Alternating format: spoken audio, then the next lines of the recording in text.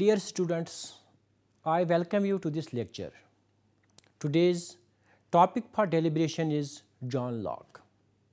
In this lecture, we will try to understand the ideas of contractualist thinker John Locke regarding divine rights of kings, state of nature, private property and social contract.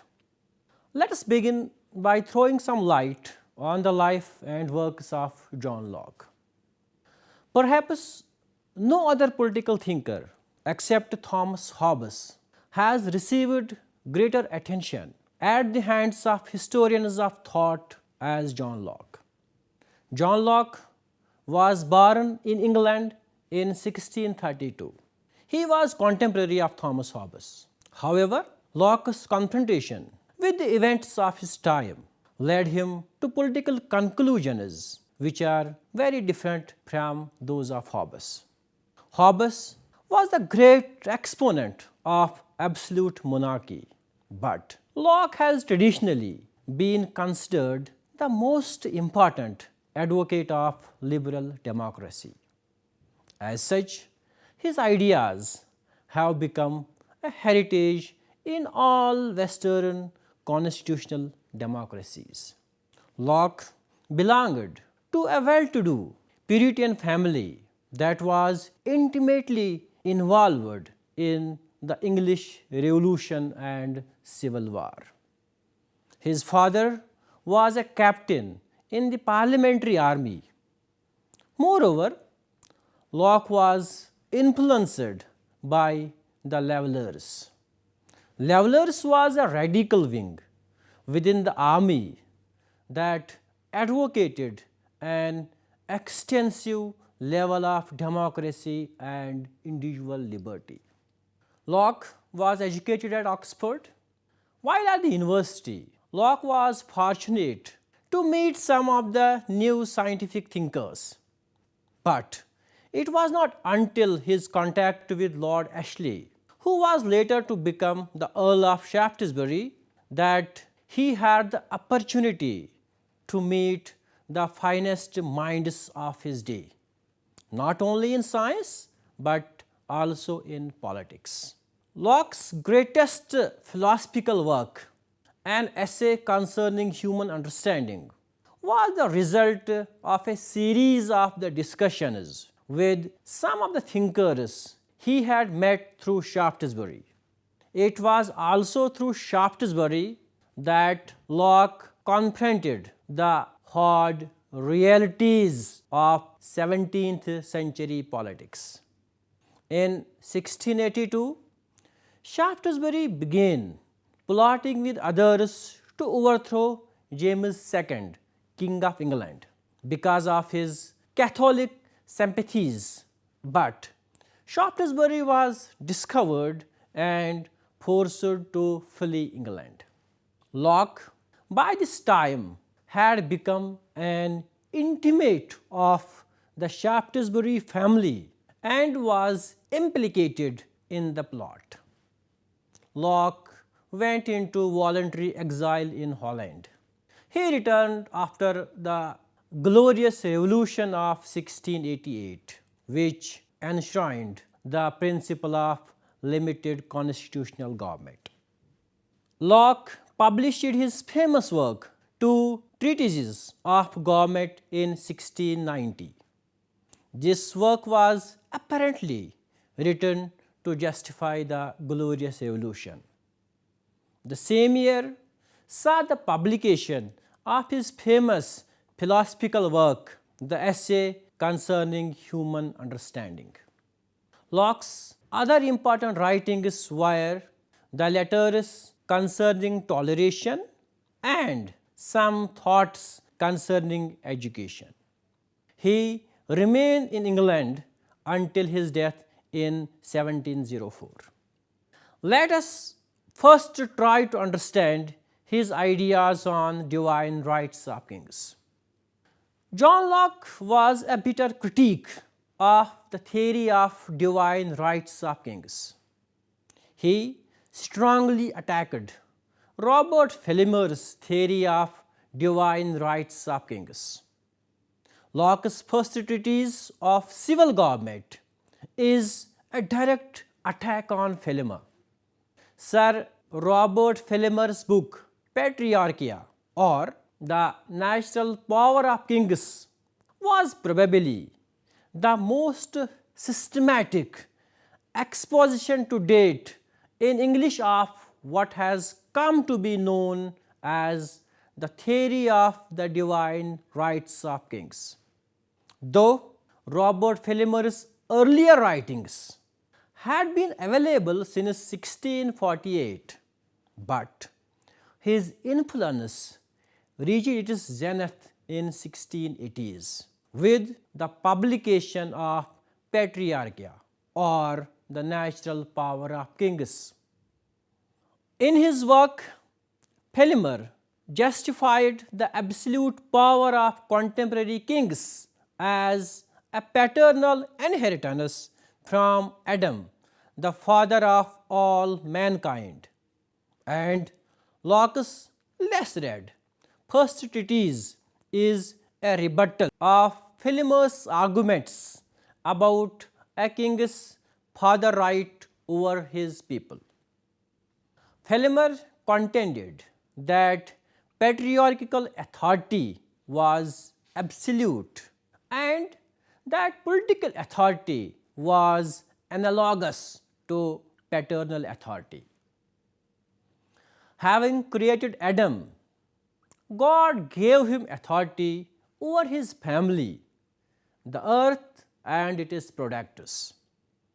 Adam was the first king, and present kings derived their rightful authority from this grant. Adam was both the first father and the first king. Subsequent generations of men were not born free, but were subject to Adam and his successors with the power of fathers derived from God. Since God's original grant to Adam was unconditional, monarchical rule was therefore unlimited. Any attempt to restrain absolutism would result in a limited or mixed monarchy. Divided sovereignty would weaken authority. It is important to mention that Philemon did not support tyranny because he made the monarch to obey God's laws. Philemon was critical of contractualism, contending that if contractual arguments were true, then it would result in two unacceptable consequences which its advocates would find hard to explain. First, it would not be possible to provide for a continuing valid political authority. If all authority rested on consent, then an individual who had not consented was not bound by the laws, implying that minorities, dissenters, non-voters need not obey the law and a new ruler if one had not consented to them. This would make society unstable. If, on the contrary, one contended that succeeding generations would have to obey because their fathers and forefathers had expressed their consent, then such an argument did not differ from the one championed by the patriarchists. Philemon contended, contrary to the contractualists, that men were not born free but into families, and hence subject to the authority of their fathers. Moreover, relationships of subordination were natural. individuals were not equal. A son was subject to the authority of his father. Not only did Locke refute Philemon's patriarchal theory, but he also had to prove that his criticism of contractualism was absurd. In the first treatise, Locke rejected the central points of Philemon. These were reiterated in the opening passage of the second treatise. Locke provided 4 arguments to refute the ideas of Philemon. 1. God did not give the relevant power to Adam. Second, assuming Adam had been granted this power did not mean that his heirs had a right to it. Number 3, even if Adam's heirs did have such a right, there were no clear rules of succession according to which rightful heirs could be named. And 4th, even if there were such rules, it would be impossible to identify Adam's actual heirs, considering the time span since God's original grant of power to him. Let us now try to understand his views on state of nature. In the book Second Treatise, Locke explained the true original extent and end of civil government. In order to explain his concept of political power, Locke uses the same devices as those used by other social contract thinkers. Like Hobbes, for example, Locke too presents us with his concept of the state of nature and the social contract. However, his state of nature is a state of freedom and equality. It is a state of perfect freedom to order their actions and dispose of their possessions and persons as they think fit within the bounds of the law of nature. It is a state also of equality, wherein all the power and jurisdiction is reciprocal, no one having more than another. The equality denotes that in nature everyone is equally free. Everyone is equally free to order their actions and to exercise power and jurisdiction. Since these equally free individuals already follow the law of nature in the state of nature, as well as have the power to execute the law of nature, the state of nature is peaceful. The state of nature is certainly not, as in the case of Hobbes, a state of war. Locke makes a sharp distinction between license and liberty and defines liberty as doing what one wants as long as that is permitted by the law of nature. In his own words, state of nature is a state of liberty, yet it is not a state of license. The state of nature has a law of nature to govern it, which obliges everyone, and reason, which is that law, teaches all mankind who will but consult it, that being all equal and independent, no one ought to harm another in his life, health, liberty or possessions. The equal freedom of individuals in the state of nature results in the existence of institutions like the family and society.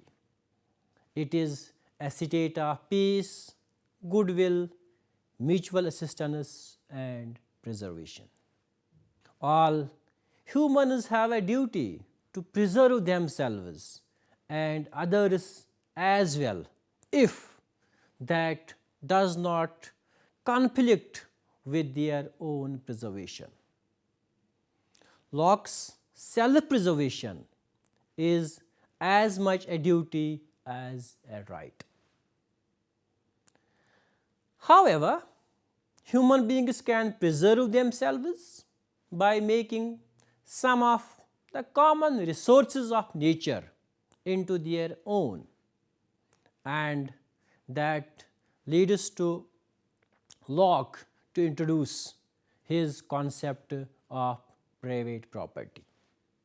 Locke has to explain how private property came into existence and what justifies it when all the resources on earth were created by God and God had given them to the human beings in common to enjoy.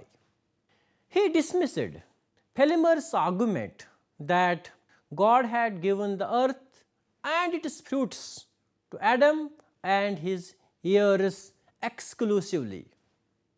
More than this, it was human labor which distinguished what was privately owned from what was commonly held.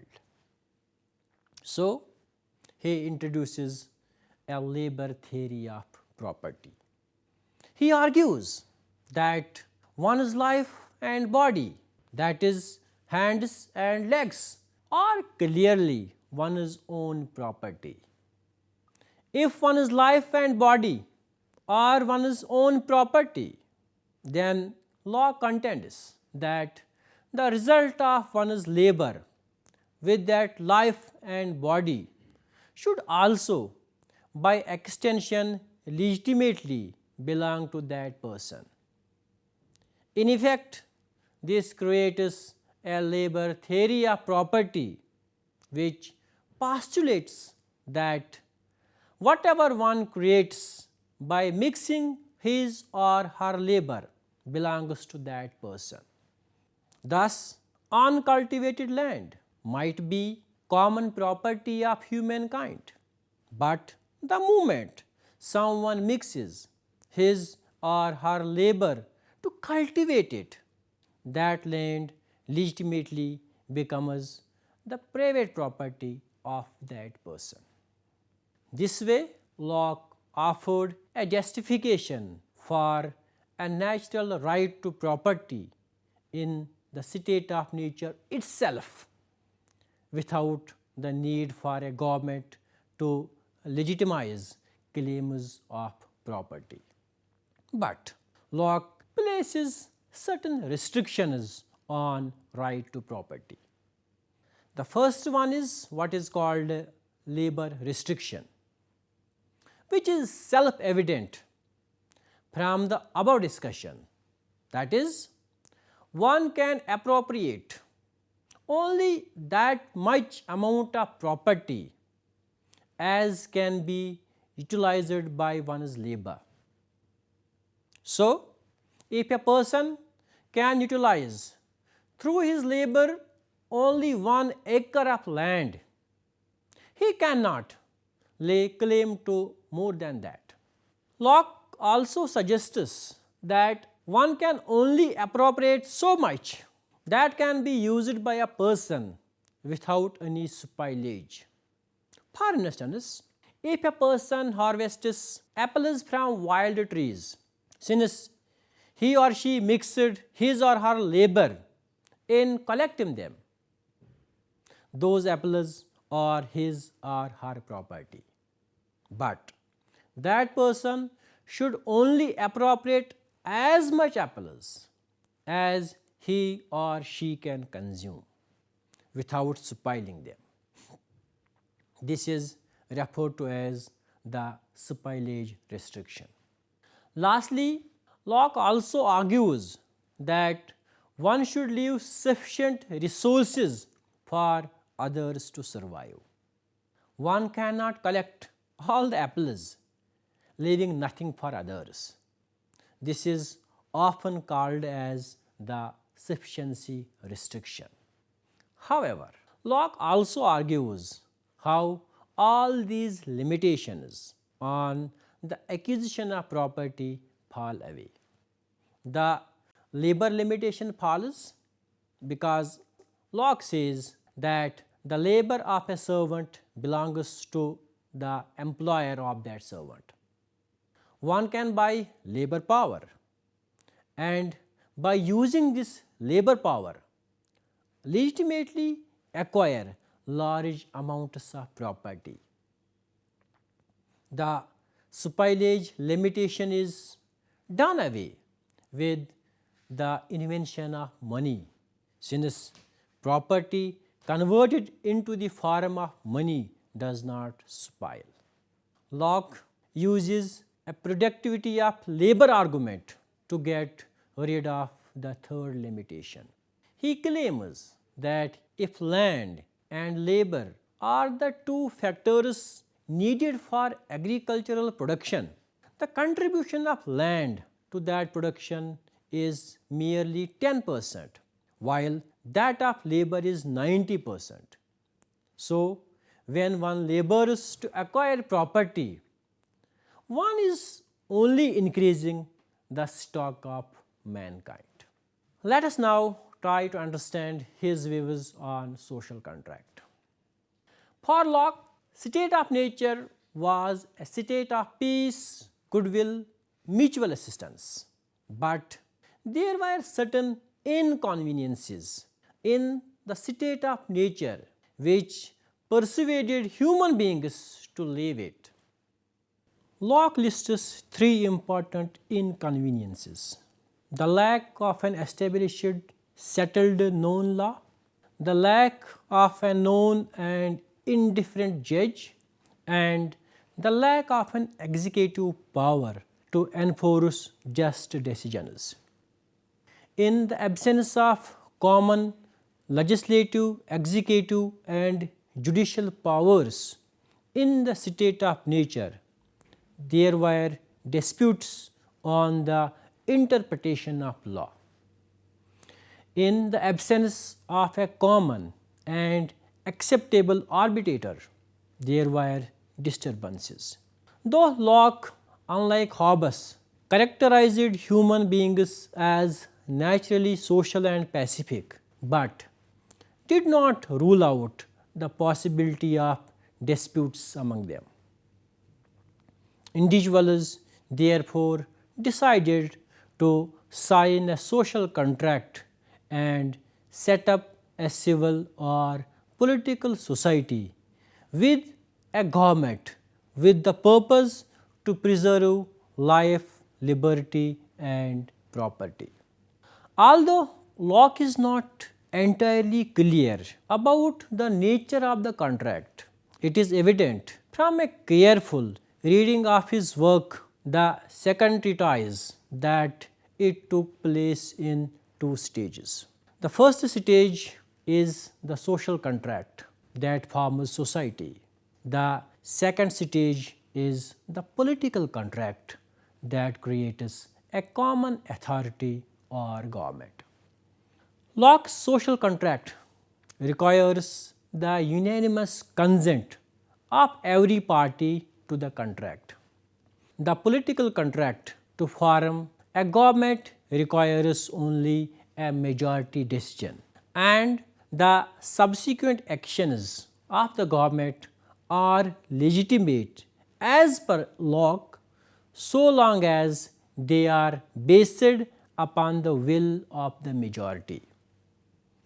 The reason that social contract must be made by unanimous consent is obvious from the fact that no society could exist unless there was universal recognition of its necessity.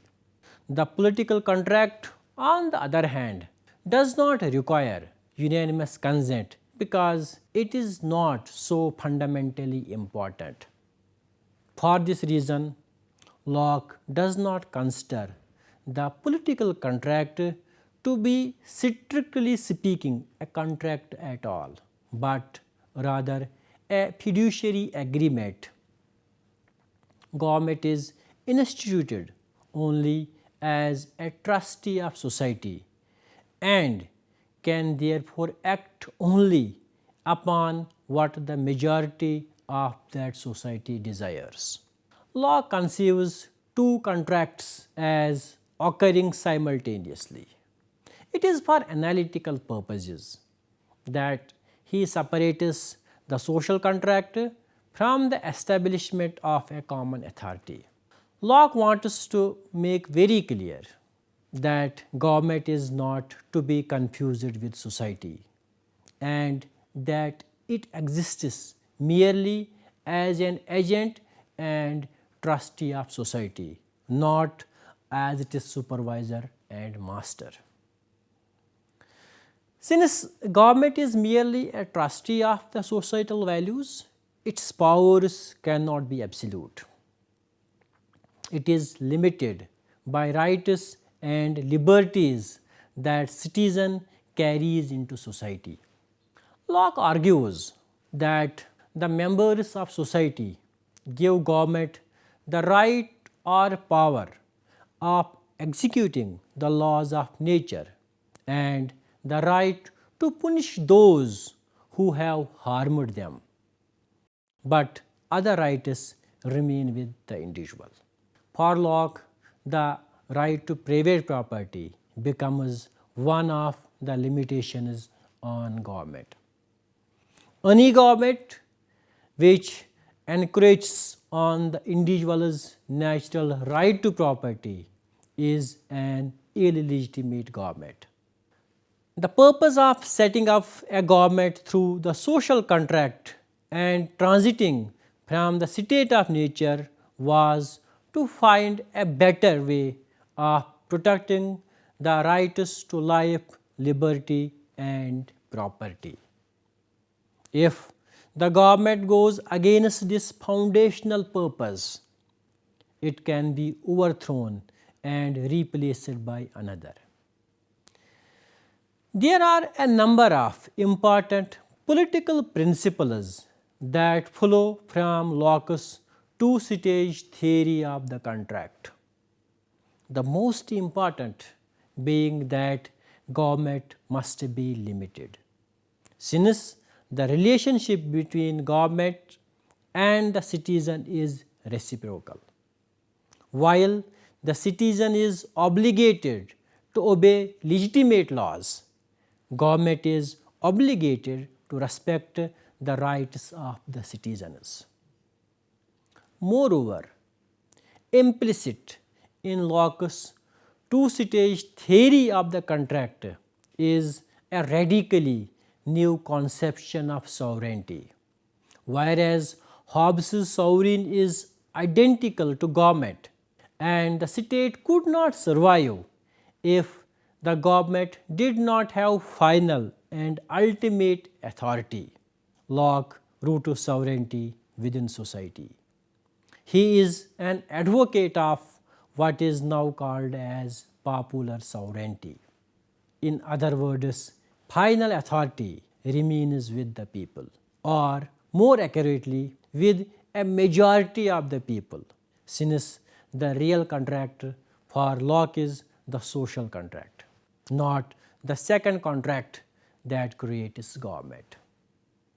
Finally, Locke's two-stage theory of the contract, with its implicit recognition of popular sovereignty, logically carries with it a justification of revolution. Clearly, Locke argues if government violates its trust by using illegitimate force, it stands in violation of the social contract, and consequently the people have a right to revolt. Indeed, Locke is quite explicit that the cause of the revolution is governmental rebellion against the terms of the social contract, not any tendency on the part of the people to anarchy or violence. Like Machiavelli, Locke believes the people to be essentially conservative and that only a long train of abuses by government would spark a revolt. The two-stage theory means that even if an illegitimate government is temporarily eliminated, society remains intact. Social accord is maintained and the locus of sovereignty is retained.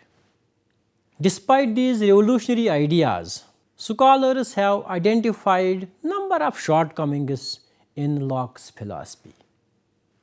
First, Locke has been dubbed as a bourgeois thinker by commentators like C.B. Macpherson for his insistence on property as a natural right and his claim that the purpose of government was the preservation of property.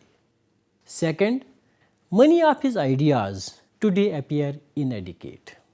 For example, his definition of property leaves much to be desired.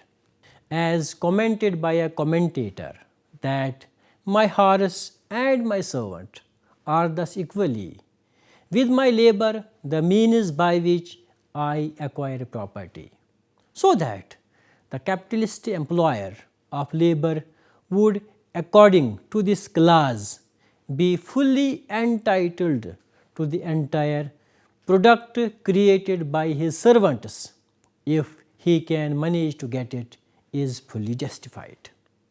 Third, Locke has been criticized for not explaining the concept of consent, even though the fundamental principle of his theory is based on consent. Fourth, Locke gives supreme powers to the majority and treats its acts as the acts of the community as a whole. In this way, he commits same mistake which Hobbes committed in conceding absolute powers to one single individual. He fails to realize that even majority can be despotic. Fifth, he has also been described as an apologist of the glorious revolution. Rebellion or resistance is an essential part of his philosophy, but he does not clearly state who has the right to rebel. And critics even say that he gave that right only to the land-owning aristocracy. Yet, despite these criticisms, Locke's worth and importance remains beyond dispute. As rightly said by Professor C.L. Weber, his is the last great voice of one great tradition and the first great voice of another great tradition. So, dear students, it was all about today's lecture regarding John Locke. Hope you enjoyed this lecture. Thank you very much.